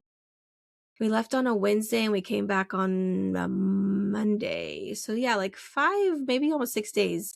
And I think the first couple of days was probably like, this is nice. I'm gonna sit back, don't have to do anything. And I made him dinners, of course, before I left for like the couple of days that I was gone. So he had dinner prepped already, like literally had to come in, heat up some food and sit down and chill. I'm like, you're gonna have a great time. Like, and you needed this break. And then like by day, 3, whatever, he's like texting me and calling me more so, even though I'm with my family, but like I could tell he missed us, and he's, thinking about, I don't know, thinking about us and how's it going. For sure. So Yeah. dad guilt definitely there, just like moms, just a little different. And Yeah. then I think, yeah, we talked about communication and motherhood and fatherhood and all of the strengths and challenges that we both face in our relationship. Like for us, open communication is like our number one, probably even with marriage before kids was like our number one thing. Like we're going to be honest with each other. We're going to talk everything out. Like we don't try to like bottle things up, and we definitely don't ever go to bed angry. Like that's just one of the main things that I love about Steve. Like we've always, whatever's on our mind, we talk about it, and it may be awkward and uncomfortable, but luckily, like we kind of get it out there. And sometimes we say things and then like leave the room like, "Hey, how you handled that was really crappy. Okay, bye." And then we come back and we're like, so did you think about what I said? It's like, I don't want to Yeah. mention it, but like I want to talk about this or, whatever. So how's your communication with JB? Yeah, I mean, I think as parents, it's even more important. But same thing, like we always deal with it right away. And well, right away isn't like the same day. Like we definitely do not have these conversations in front of the children. And if we ever were to have a disagreement in front of them, just like you said earlier in the podcast, like to make that repair in front of the kids, like, hey, the way mommy said that to daddy was not kind. And or not even maybe like saying that, but just modeling an apology, I think is important. Just apologizing in front of them if a disagreement does happen in front of them. But I do think like not going to bed angry. I think, you can go to bed with something unresolved, but you should still talk about it before you go to bed. Like some problems are not going to be solved in one day, and that's just like a fact of life and marriage and parenthood. But bringing it up that day rather than like festering on it and like months later you're like, but 3 months ago you did this, blah blah blah blah, like holding it in is not going to work, especially in parenthood because you're already juggling so many other things. And like, yeah, it can just get messy if you don't have that communication. So I'm very thankful that we have that.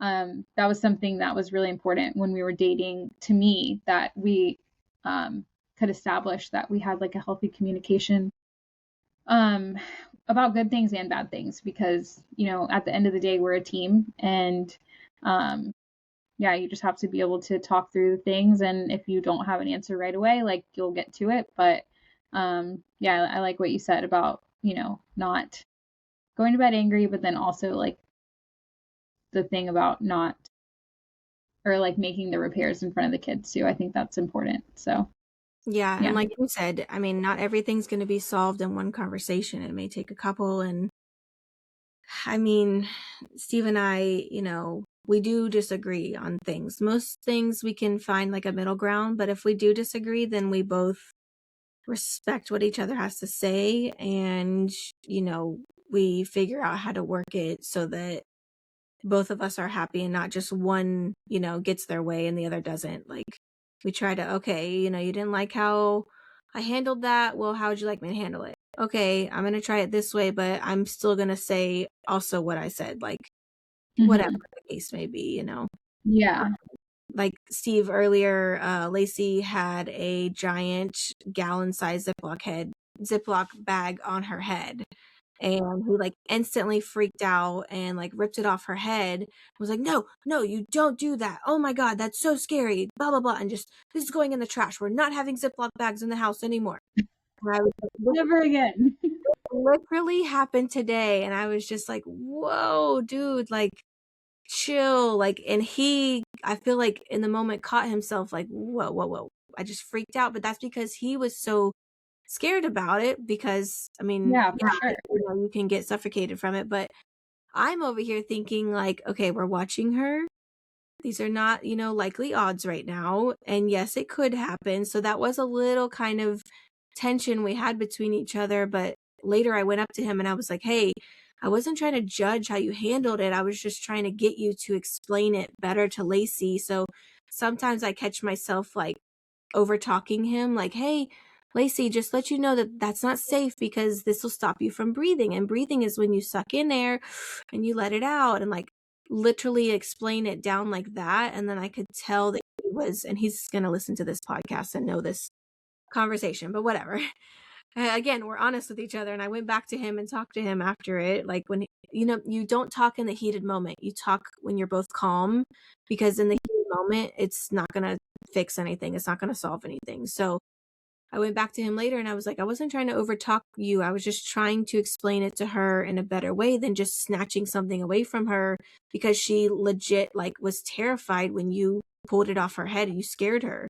And Yeah. then he was like, I know. And I went back to her and I did hear him separately, like at another time before I even talked to him, having that conversation with her. It was like, hey, Lacey, I just want to tell you, like, I love you very much. And I just want to make sure you're safe.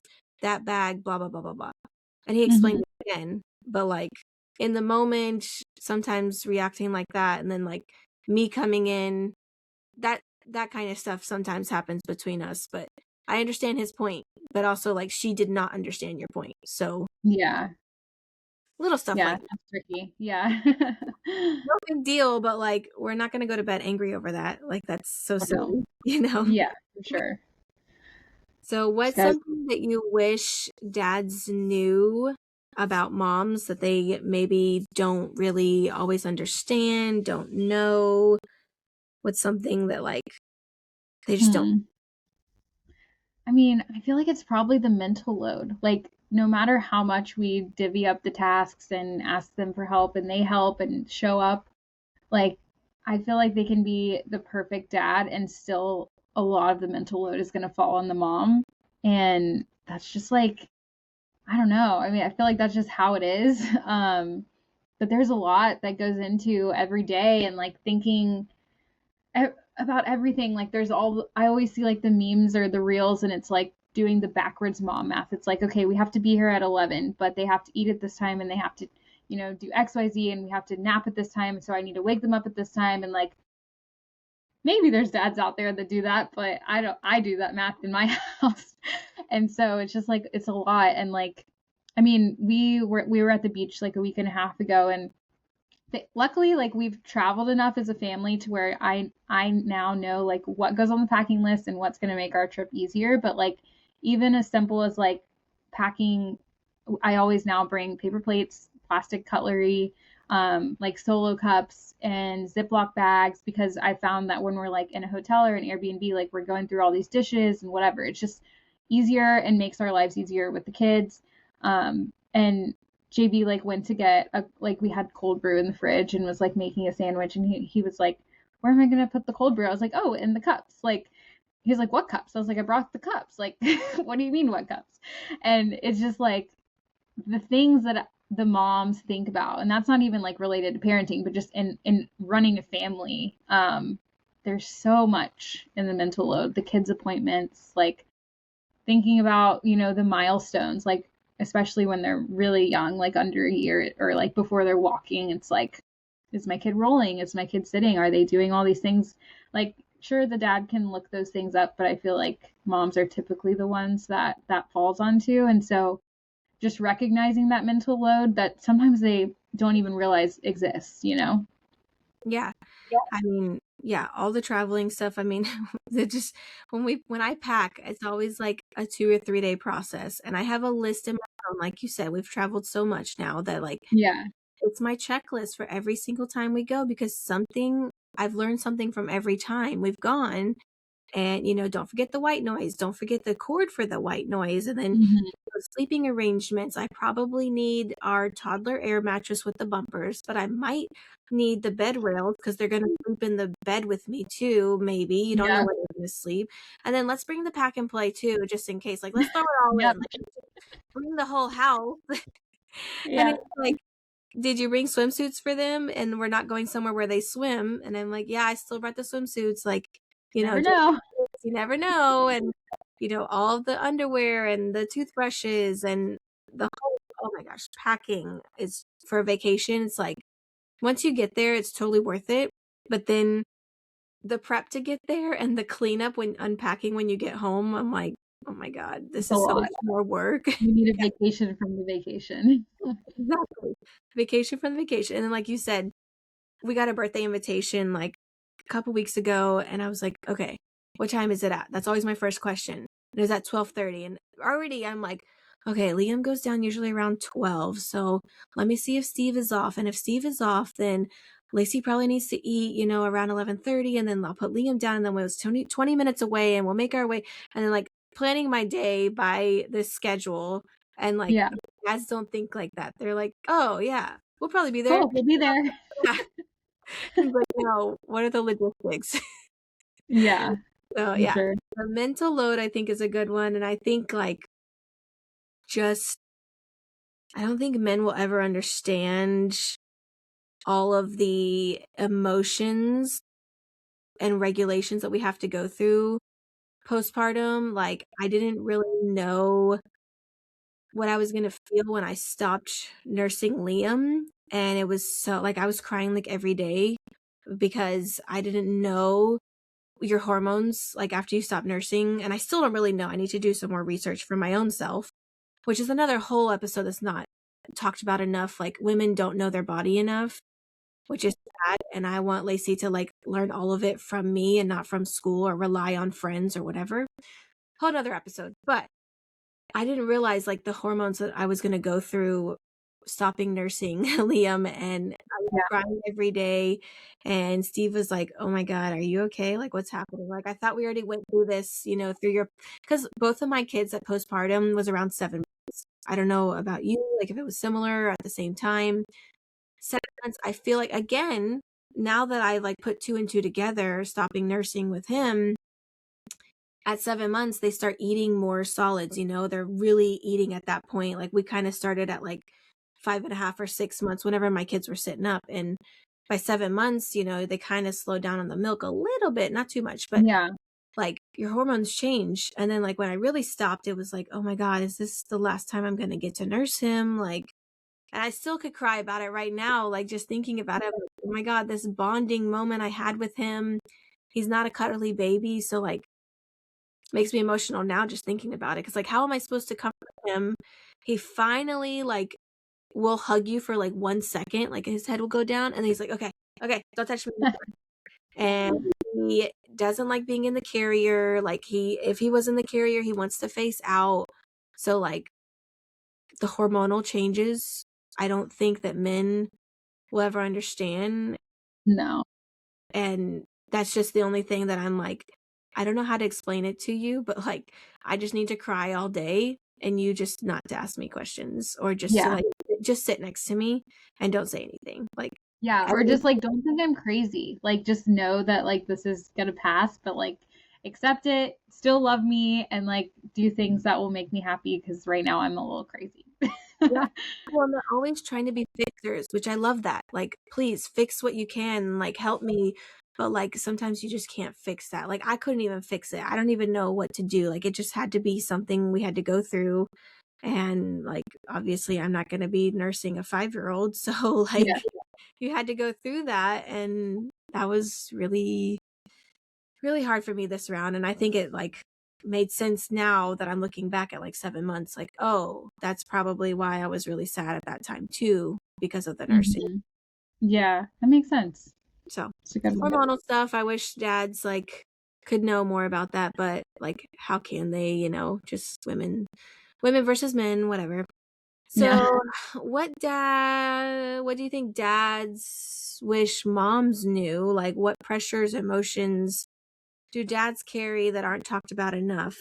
Like do you have, I don't even know. Like, maybe So I after the kind of was kind of asking JB about this. I mean, besides the pressure to provide, which we've already talked in depth about, like I feel like that's like the main thing, but we already talked about that. So something else is like that it's like about how we have the physical burden and there's nothing they can really do for it, and how they want like feel, I guess, like they empathize or they sympathize, but they can't empathize. Like I said earlier, like we're the ones who are pregnant. We're the ones who are suffering through the birth and the recovery and the nursing and the late night feeds. Like even if you're doing bottle feeding overnight, you have to get up and pump, and like the physical burden of your body changing and like having to get new clothes and just like looking different and like everything. all of the physical stuff, he was kind of saying how like he like recognizes that, but like didn't think that I really knew that he recognized it, I guess, and like that he wished that I he wishes that he could do more, and he wished that I knew that he felt that way, I guess. Like rather than it just being like, yeah, well, that's what the girls do and there's nothing you can do about it. Like he has like made it clear to me that he wished I knew that he I guess like sees me in that moment and is like, I wish I could do more. I'm sorry. Yeah, I was about to say, like, he sees you. He understands, Mhm. like, or he's trying to, like you said, sympathize with you. And Yeah.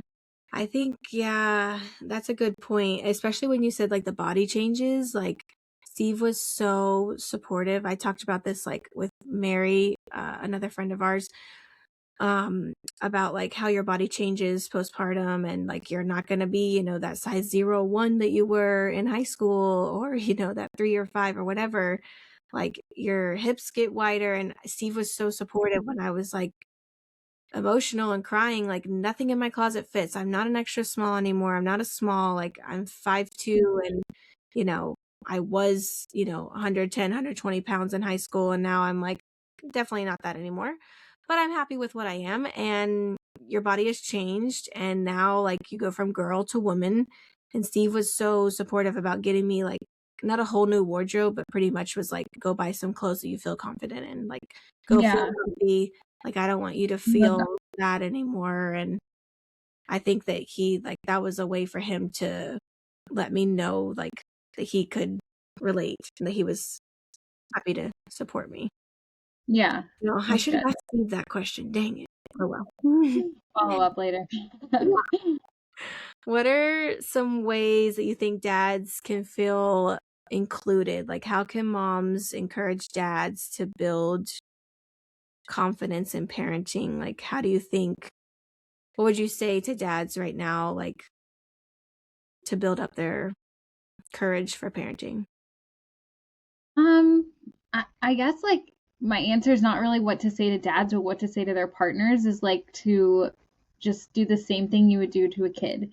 If they are doing a behavior that you want to see more of, like praise them for it, like give them compliments. Like if you see it, like even small things, like to the dad, like, hey, you picked out a really good outfit for the kid today, or like, hey, you made a nice breakfast for them, or hey, that was a really funny joke, like you made them laugh really hard, like that was really sweet. Like just calling out the good things that you see, I feel like can build their confidence because men thrive off of compliments, I feel like, and it's just part of their nature. And so having that come from the person they love, I think like amplifies that and would make them feel more confident and make them feel like, hey, like maybe I am doing something right. Because you don't know, they could be feeling like they're failing or whatever, not doing good enough. So just having those little moments of like calling out the good things. I don't remember where I saw this, but it was like someone saying like, how can you shine their armor rather than like put a dent in it? Um, and that kind of stuck with me because it's like, what can you call out that you want to see more of, but also like to raise their confidence. I think, also another answer, not related to that, is like ways to make them feel more confident or more included is kind of giving them that space to do their own thing. Like I know for me, especially with my first, there was like I had done all this research and it's like this is how you play with a kid. This is how you talk to a kid. And like kind of giving him that space to play with the baby in his own way and not be like this is the only way, this is the right way, like letting him do it in his own way and let him figure out how to do it builds that confidence too. So Yeah. yeah. I love what you just said. Like, I'm totally gonna do that with Steve, and he's gonna think I'm, like, so, like, silly at first or corny, but I'm totally gonna be like, "Man, you really, like, did well with the bedtime tonight. Like, wow, down in 15 minutes. Way to go." Like, I don't know, little things. I just, like, totally opened up my mind to 100 thoughts that I could Aw.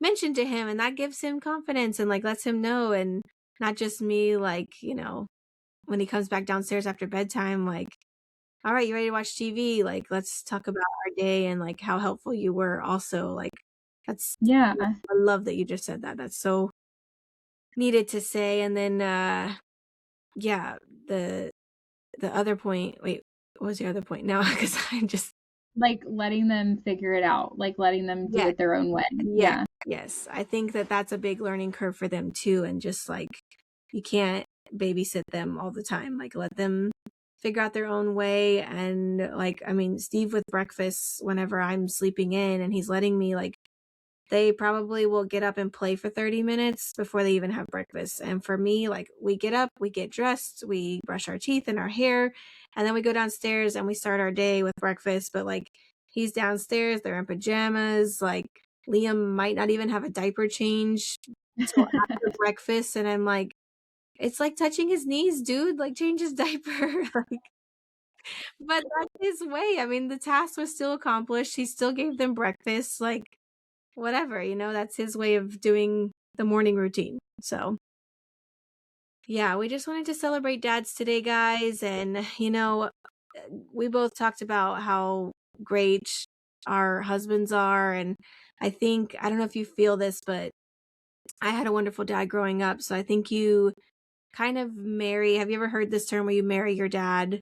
Like, I feel like Steve is very similar to how my dad was, a hard worker, but still really wanted to be a family man and like makes that time for me too. And my dad was the exact same way. Like, I remember him working day and night all the time, but still like made it to my ballet recitals and still wanted to be a good husband and all the things. So I don't know. Do you feel that with JB? Like, do you feel like similarities between your dad and him?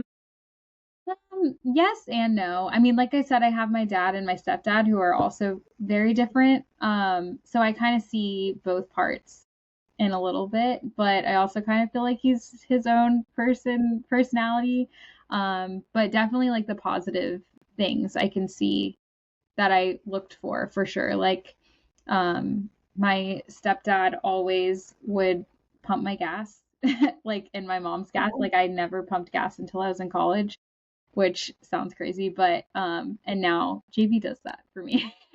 So that's just like one thing that popped in my head. And then like the emotional side of JB, he, like I mentioned, my dad is the same way. Like he keeps his heart on his sleeve, and I see that in him too. Like um my dad would always like be very quick to express how he's feeling, and I like that I don't have to like dig at JB to like figure it out. I can see it on his face. So yeah.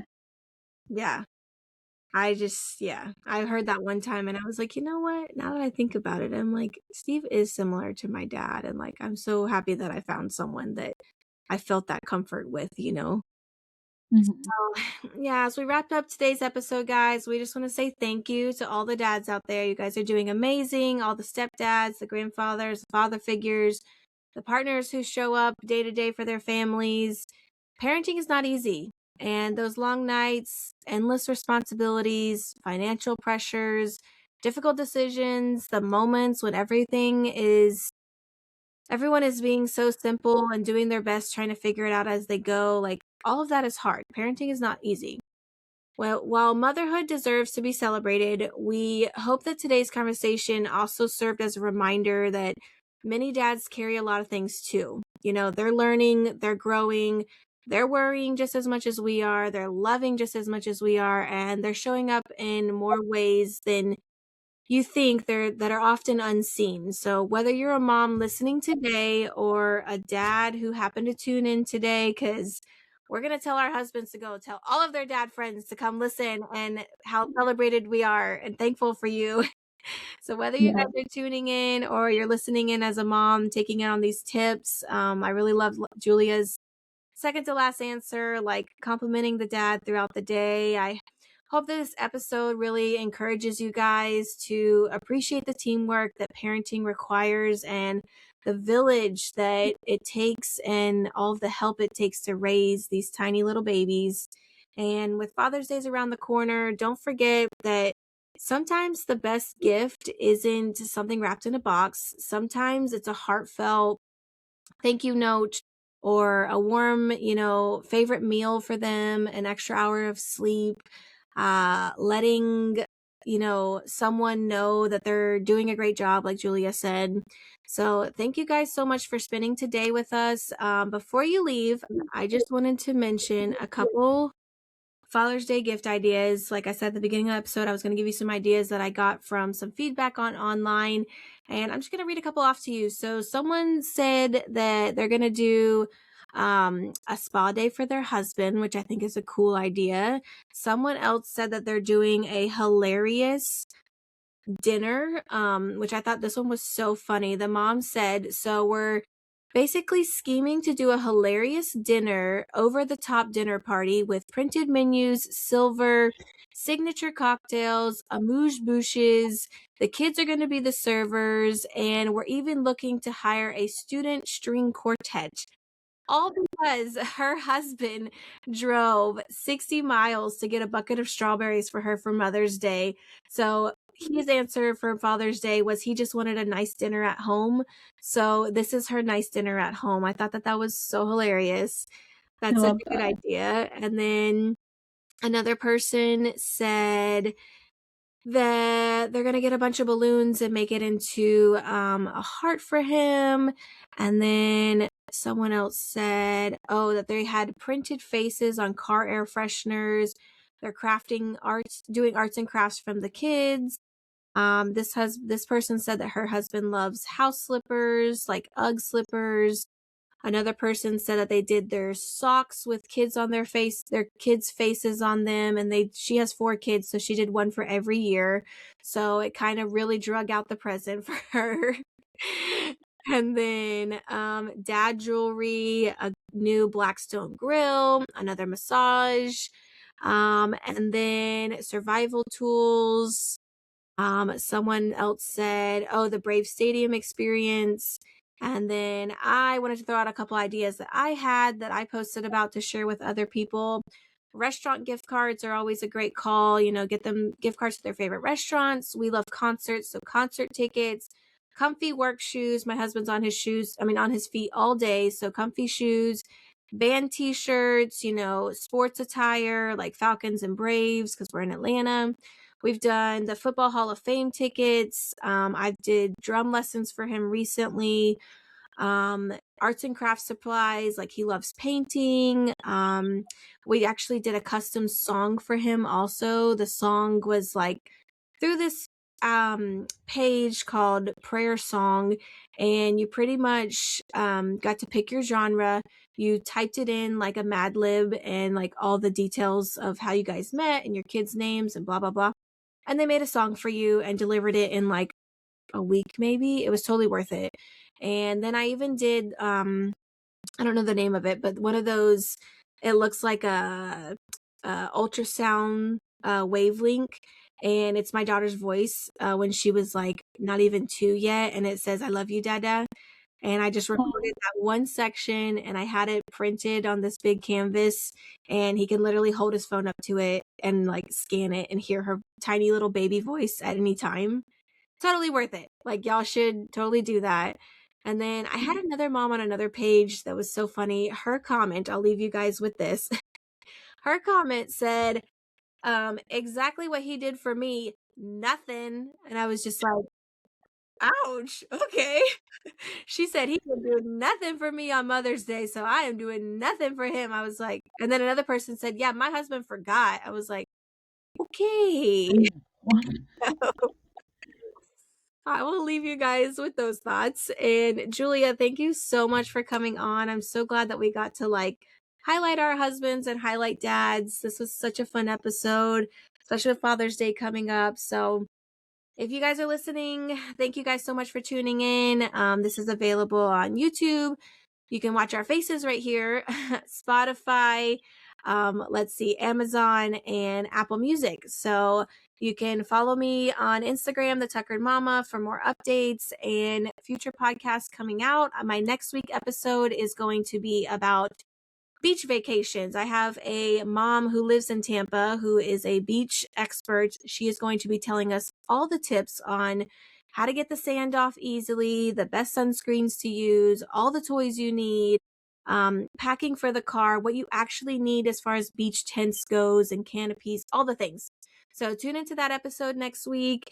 And if you missed the past couple of weeks, I interviewed some other moms. So be sure to check out those mom spotlights. And thanks again, Julia. I appreciate it. I always end my episodes with from 2 Tuckered Mamas to another one. We'll see y'all on the next one. Thanks for being on here, Julia. Thank you. Bye.